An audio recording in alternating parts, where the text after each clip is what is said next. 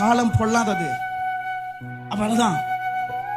வானாதி வானங்கள் நடுவுல மேகங்கள்ல எக்கால சத்தத்தோடும் தூதர்களோடும் சேனைகளின் தேவனாகிய கர்த்தர் வருகிறார் வருகிறார் வருகிறார் என்ற முழக்கத்தோடு ஆண்டவராகிய இயேசு கிறிஸ்து உலகத்தில் இருக்கிற இந்த முனையில இருந்து அந்த முனையில இருக்கிற எல்லோருடைய கண்களும் காணும்படிக்கு இறங்கி வரப்போகிற நாள் வந்து கொண்டிருக்கிறது.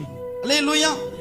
அந்த நாளை நான் காணும் பொழுது அவரோடு கூட மேகங்கள்ல எடுத்துக்கொள்ளப்படுவதற்கு நான் எலிஜிபிளா இருக்கணும்.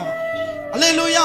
ஒருவேளை அவர் வருவதற்கு 2 நாள் தாமதமாகி அதற்குள் நான் மரித்து விட்டால் என் கல்லறை வெடித்து முதலாவது நான் உயிர் தெழுந்து அங்க போக வேண்டும். அல்லேலூயா.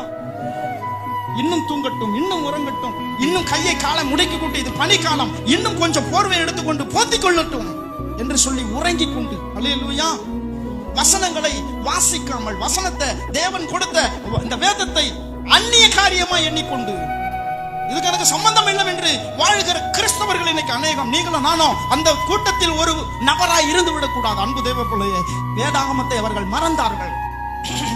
அதனுடைய விளைவு என்ன தெரியுமா? 70 ஆண்டு காலம் சிறையிருப்பில் போய் மாட்டிக்கொண்டார்கள். பாபிலோனியர்கள் நேபுகாத்நேச்சாருடைய தலைமையில முதல் ஒரு முறை வந்து ஒரு கூட்டத்தை கொண்டு போனான். 2வது ஒரு முறை வரும் பொழுது எல்லாவற்றையும் சுட்டெரித்து, அல்லேலூயா, ஒரு ஆள் உடல் எல்லாத்தையும் தூக்கிட்டு போயிட்டான்.